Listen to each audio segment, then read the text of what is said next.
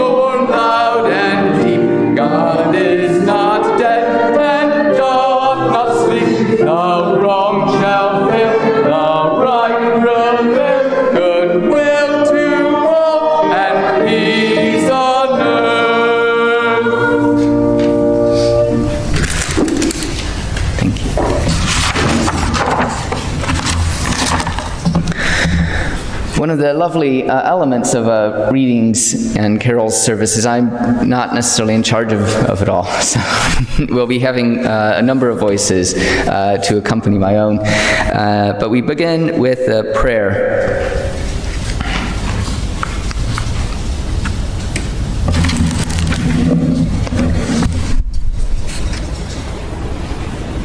These are the words of Ann Fields.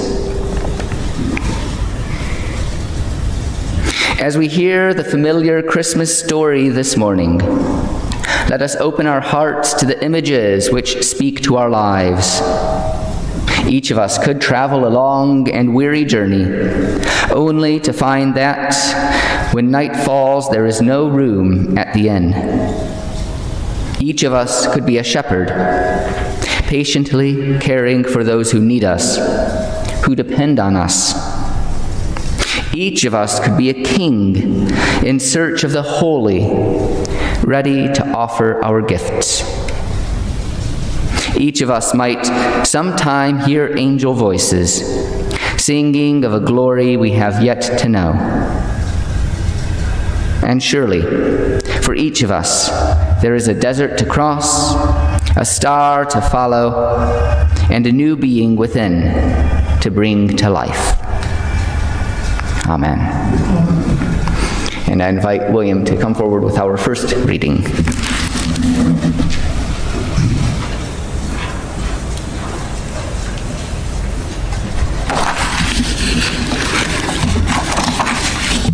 This is a reading from Robert West. I don't think we're related. It is as though in the depths of winter darkness, at the farthest end of a pendulum swing into the void and darkness of space, we sense something of our true situation in relation to unfathomed reaches of space and existence, our actual condition close to the edge of cold nothingness and death. And we grasp for recognition and expression of what in our life might save us, or at least afford comfort and warmth and hope. That human grasping, recognition, expression is Christmas.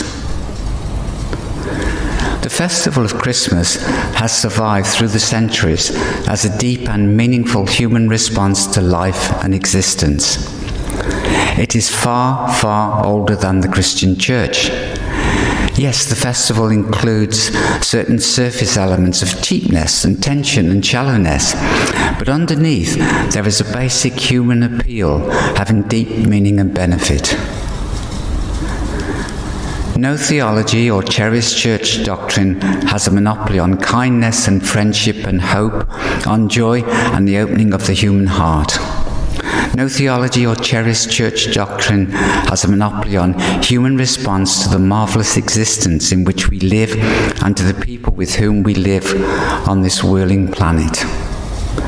No theology or cherished church doctrine has a monopoly on ideals and aspirations.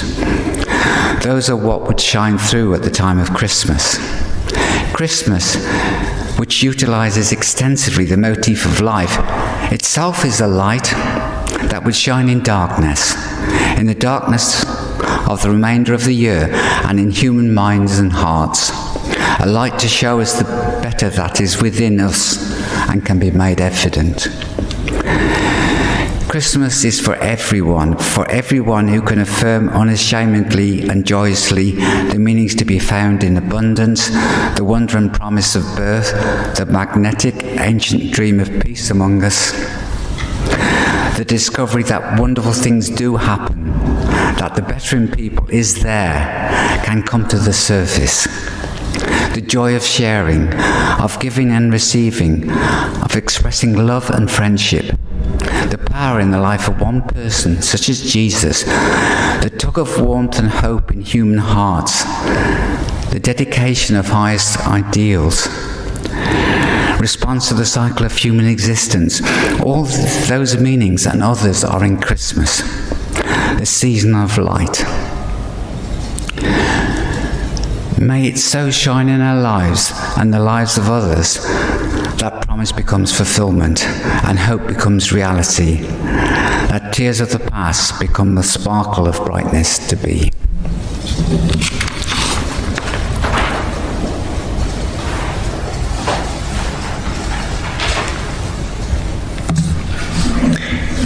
Thank you, William. It is a reminder that Christmas, and you hear it in all the films, that sort of, Christmas can mean anything, or it can be sort of this expansive definition that everyone can be involved and part of Christmas, that it transcends not only sort of the Christian faith, but draws upon elements dating back thousands upon thousands of years. And it is important for us to keep that perspective of an eternal hope that we find with the Son returning. Though despite that, we are what we might describe in the midst of a bleak midwinter. And so we come now to our second carol in the bleak midwinter, Christina Rossetti's, in the Green Book, number 87.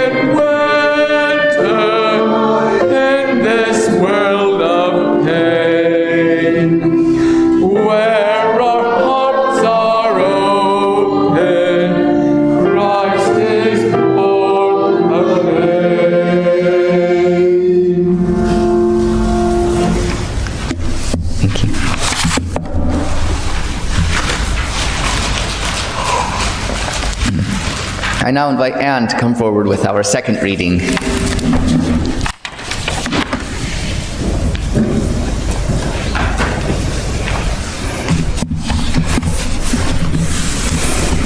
In my home Unitarian congregation, it's the one I was brought up in as a teenager, the whole congregation was expected to join in the Hallelujah chorus from memory. So this reading struck a particular chord with me, you might say. Most of us are familiar with the words and music of the Messiah, this great oratorio.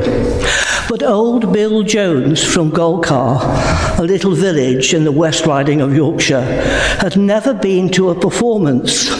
And he tried to persuade a friend to go with him to the Huddersfield Town Hall to hear the famous choral society. But his friend refused. "Nay," he said, "that sort of music's not in my line. I like a good comic song or a lively jig. It's beyond me. And another thing, there'll be none of our sort there.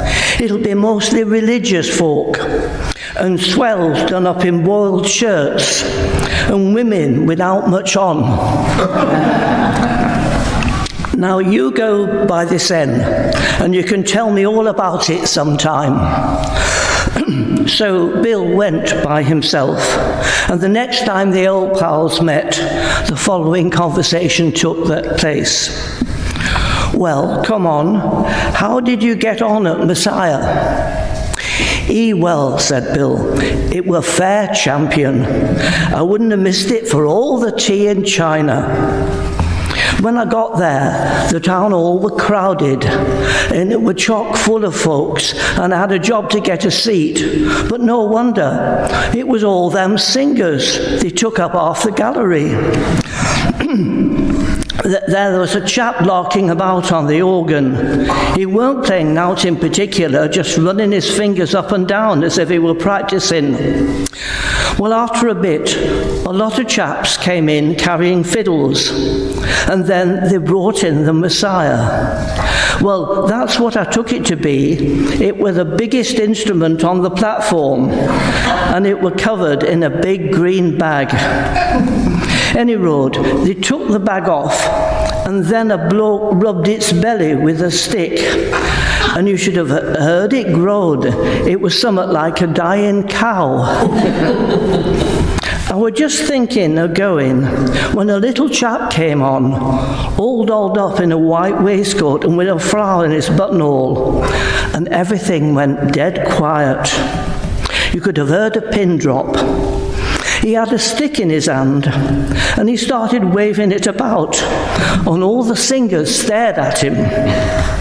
I reckon they were wondering what was the matter with him. Then they started to sing, and they hadn't been going long before they were fighting like cats.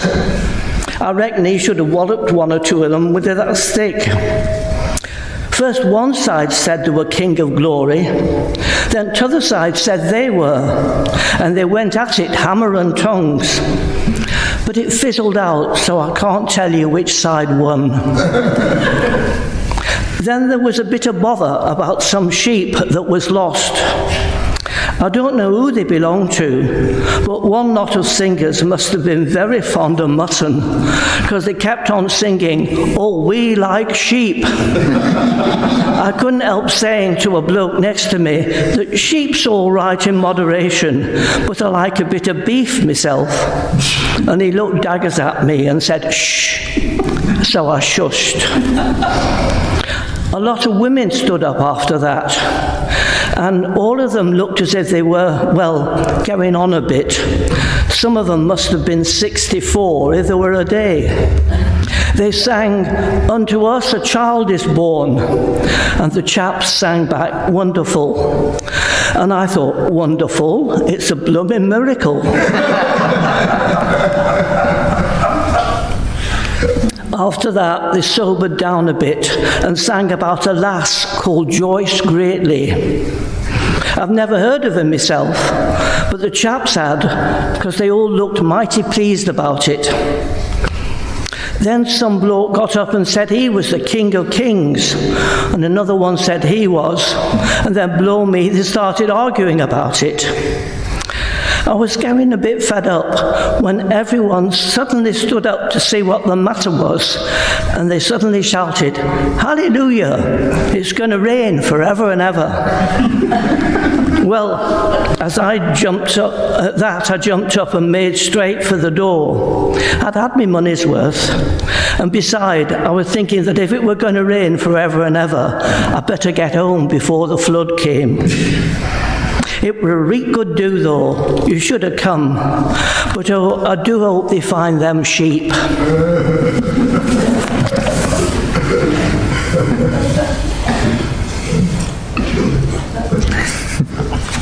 Thank you, Anne. That had initially been docketed for our Anthems for Advent performance, and I'm really glad that we were able to include it here. we have, of course, I suppose our perception of the nativity story and all the great sort of myths and stories that we have in our lives. But it's nice to hear things from a different perspective. Really out of left field, as we would say in the States. So let us now sing our next hymn, Edmund Sears' It Came Upon Midnight Clear, in the Green Book, number 91.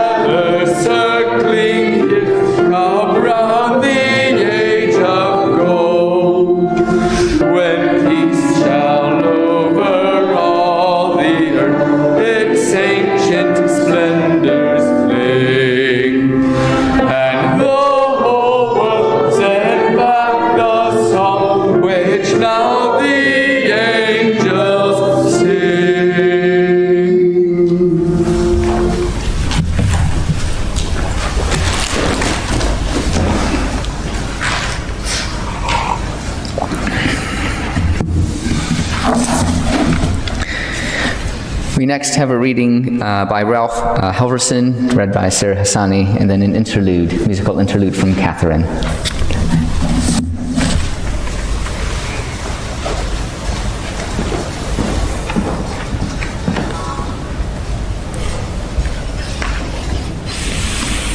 Okay. Bring to us Christmas, where for a season we may escape the routine world of fact and find the poetry of life, surprises in the familiar, until, with a new vision, we may see what we failed to see before. Bring to us Christmas, where, in the fireside world of fancy, we may find the innocence of life, the gift of a childlike heart again, and encompassed by loving more than we understand by logic. Bring to us Christmas, where, at the altar of wonder, we take counsel of simplicity and become attuned to the mystery in our own hearts and of the universal mythic image in all of us. Bring to us Christmas, where, in the world of imagination and delight, we tell stories with song and legend and another realm of human wisdom. Bring to us Christmas, where, in the moment of the Spirit's triumph in the daily round, we may overcome loneliness, face separation, accept change, contain conflicts, be sustained through all times of hardship, and live valiantly. Bring to us Christmas, where in moments of great contemplation we become more aware of primary concerns, peace in the world, justice for the excluded, community built by goodwill. Bring to us Christmas, where, by bringing out our best selves, we may light candles in the darkness and make prayers to the music of the world. Bring to us Christmas by eyes that see, ears that hear, and hearts that understand.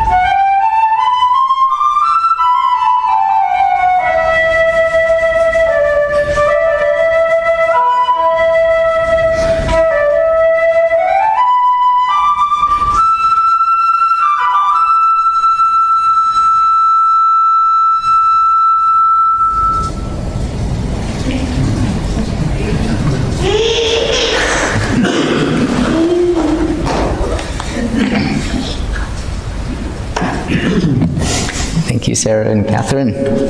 I think those were noises of approval. Are we ready for another carol? All right then. Let us sing our next carol. While Shepherds Watch, the green number 84.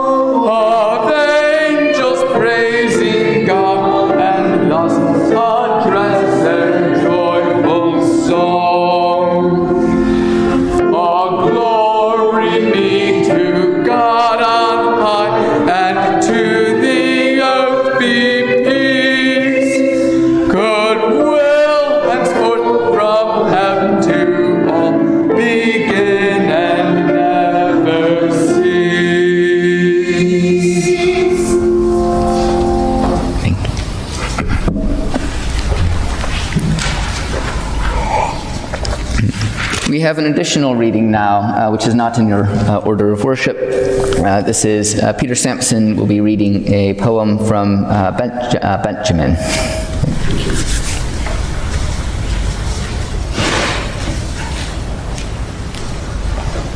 John Betjeman entitled this poem Advent 1955, which is a couple of years short of the year I was born. The Advent wind begins to stir with sea-like sounds in our Scotch fir. It's dark at breakfast, dark at tea. And in between, we only see clouds hurrying across the sky and rain-wet roads the wind blows dry, and branches bending to the gale against great skies all silver pale.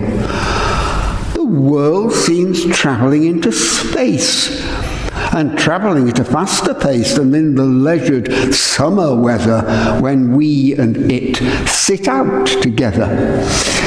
For now we feel the world spin round on some momentous journey bound. Journey? To what? To whom? To where? The Advent bells call out, prepare. Your world is journeying to the birth of God made man for us on earth. And how, in fact, do we prepare for the great day that waits us there, the 25th day of December, the birth of Christ? Well, for some it means an interchange of hunting scenes on coloured cards, And I remember last year, I sent out 20 yards laid end to end of Christmas cards to people that I scarcely know. They'd sent a card to me, and so I had to send one back. Oh dear, is this a form of Christmas cheer? Or is it, which is less surprising, my pride gone in for advertising? The only cards that really count are that extremely small amount from real friends who keep in touch and are not rich, but love us much. Some ways indeed are very odd, by which we hail the birth of God. We raise the price of things in shops. We give plain boxes, fancy tops, and lines which traders cannot sell. Thus parcels go extremely well. We dole out bribes, we call a present, to those to whom we must be pleasant for business reasons. Our defence is these bribes are charged against expenses and bring relief to income tax. Enough of these unworthy cracks. But time draws near the birth of Christ, a present that cannot be priced, given 2,000 years ago. Yet, if God had not given so, he still would be a distant stranger and not the baby in the manger.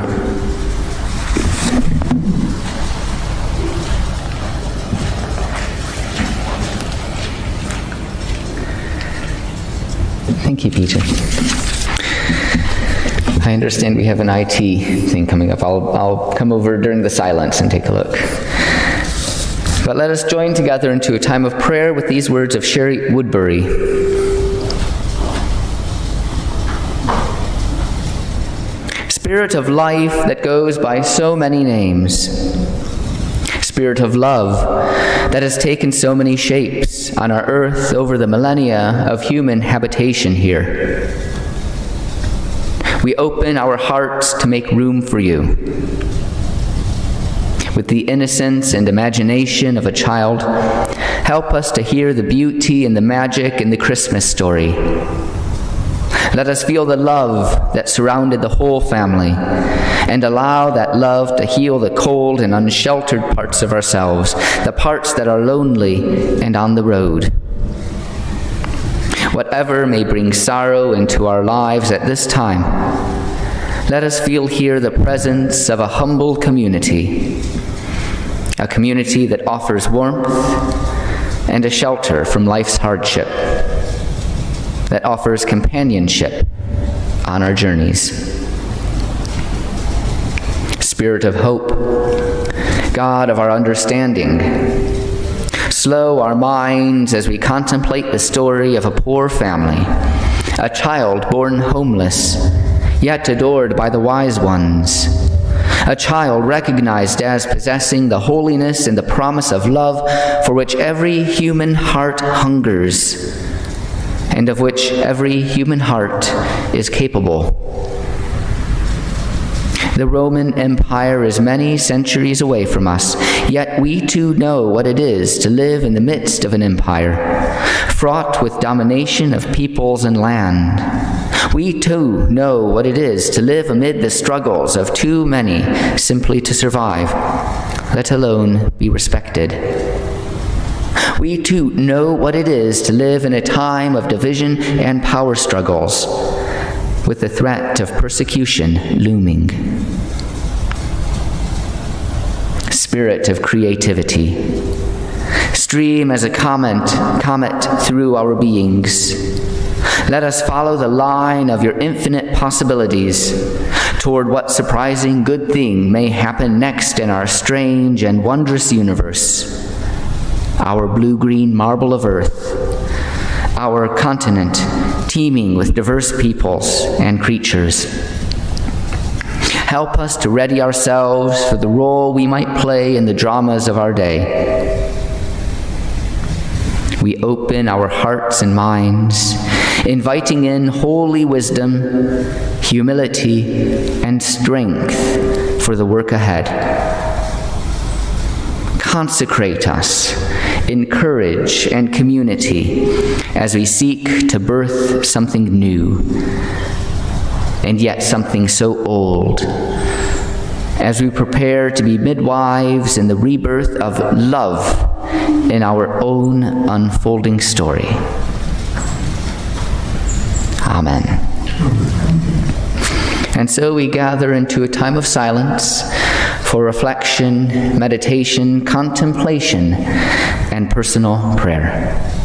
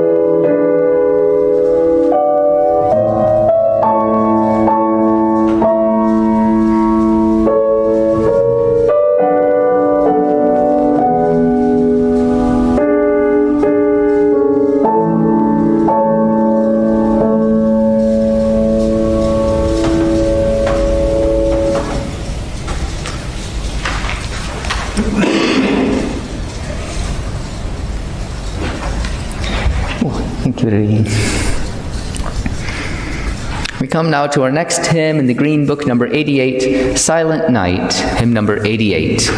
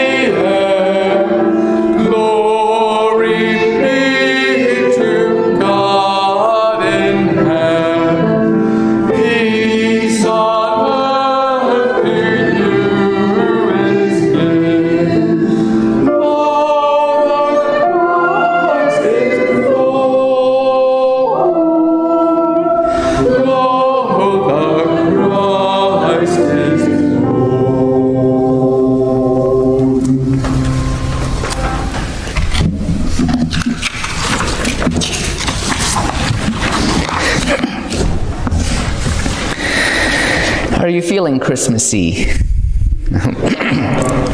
I hope if you haven't up until today, I hope that today acts as a sort of catalyst for that. It has been Christmas season well and truly in the Coyne household. I think since Catherine's birthday is on the 30th, and that's it, sort of no holds barred on the Christmas stuff after that.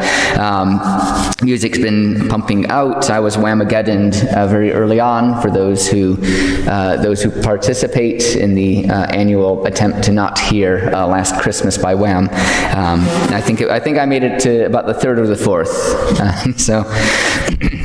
which is great because now I can listen to it all the time. And we've had more movies and specials on than I thought was possible, both the time scale and the just sheer number of TV specials that have been made. 6 Home Alones for those who keep count. We have made our way through some of the classics as well. And as some of you know, I love to talk a little bit about film at this service or at some point in the Christmas season. So one of the classics, one that was very much instilled in me in childhood and that I've carried on, and I don't know how well it is known here, was a TV movie called Rudolph the Red-Nosed Reindeer that came out in 1964 and was done by a production company that did the sort of stop, the sort of stop animation. It wasn't claymation. They didn't use clay. It was sort of dolls and figures, but made to look sort of lifelike through a series of still, sort of moving one just a little bit each time. So Rudolph the Red-Nosed Reindeer, of course, we're all very familiar with the song, I'm sure, which was based on a poem by Robert May. And if you read May's poem, it's very much written in the style of Clement Clark Moore's Visit from St. Nicholas, which we heard at Anthems as well. We're familiar with the story of Rudolph being teased for having this shiny nose and how it ends up coming to save the day in the end.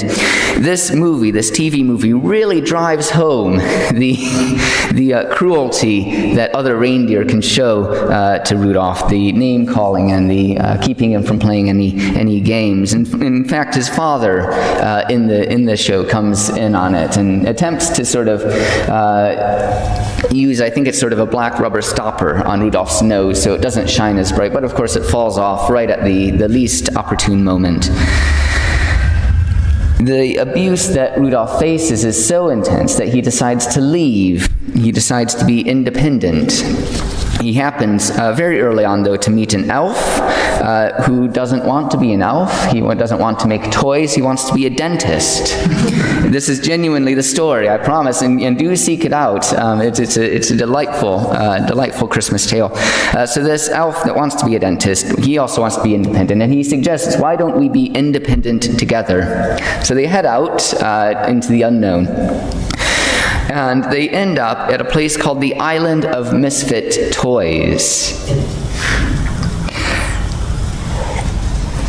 which features a Jack-in-the-Box named Charlie, a spotted elephant, a choo-choo with square wheels, a water pistol that shoots jelly, birds that don't fly but rather swim, though we are of course familiar with those, a cowboy that rides an ostrich, and a boat that can't stay afloat. These are all in a wonderful song that they all sing about the joy of having children, and being sort of accepted as toys. But of course they aren't. They are an island of misfit toys, and every day their sort of leader, who is named King Moonracer, travels all around the world looking for these rejected toys to bring to this island until such time as they will be accepted by some child. There were some misfits in the world as well 2,000 years ago. A couple who were having a child born out of wedlock, for instance. People who saw revelations in the stars and heeded their instructions. And emissaries from distant lands who were given instructions from political leaders, but chose rather not to obey them. Speaking of the Magi, being told by King Herod to report on Christ's birth.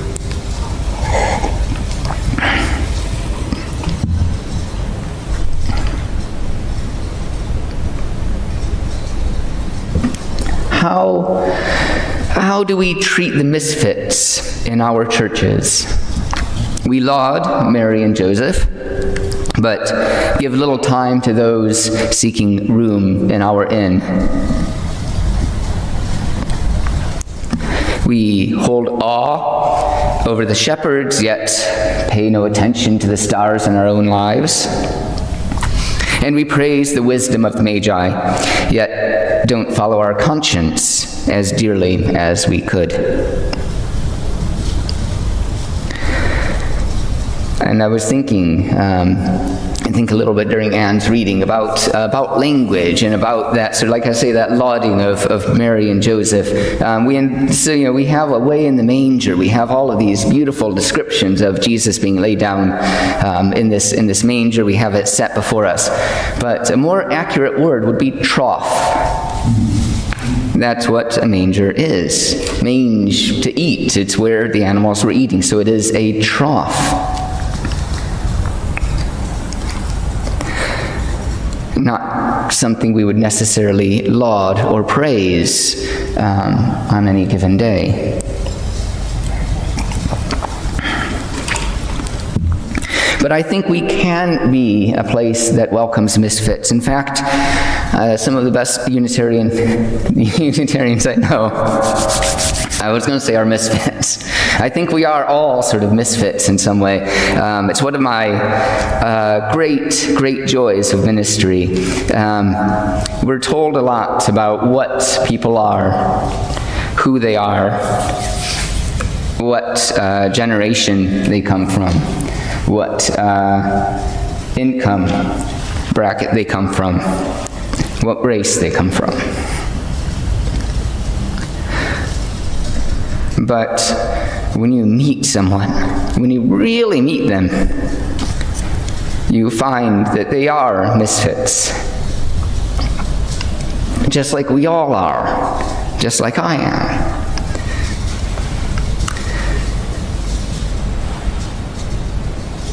So we are, I suppose, in a way, on a little island of misfit toys,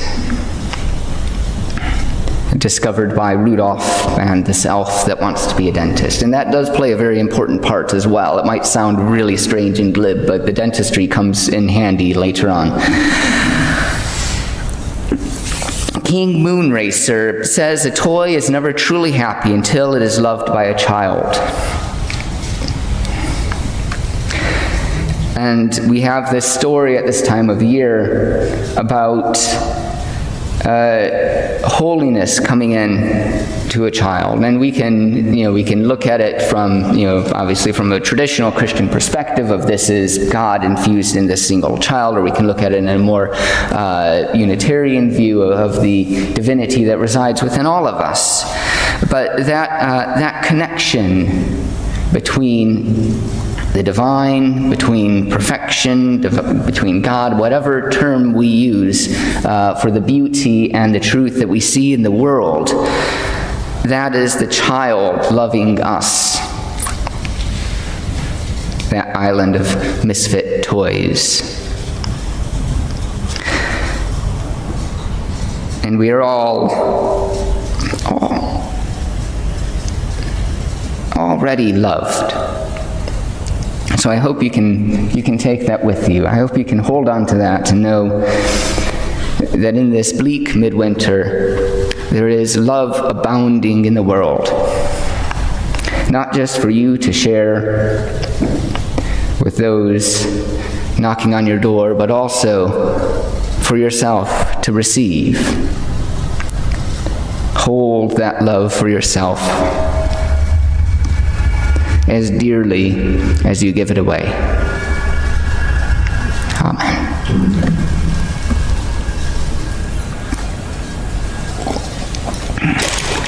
We come now to our final carol. Well, I was going to say it's our penultimate carol because we do have our closing words. Hark the Herald in the Green Book, number 90.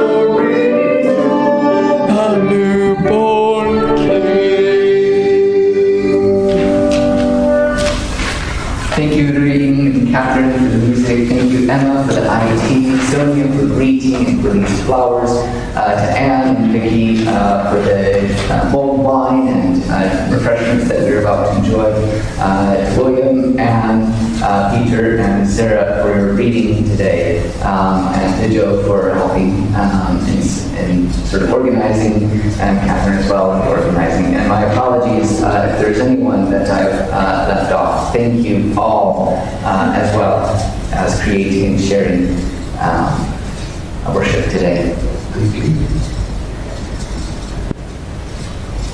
Now we take our leave from one another, going out into the streets to find our homes and make them warm and bright with love, that we may ever be ready to welcome and receive the stranger and sojourner, whether coming to us as a stable-born child or as a neighbor, or as a lost and half-forgotten part of our lives. May we go in peace. Amen. Amen. And so we close with, we wish you a Merry Christmas.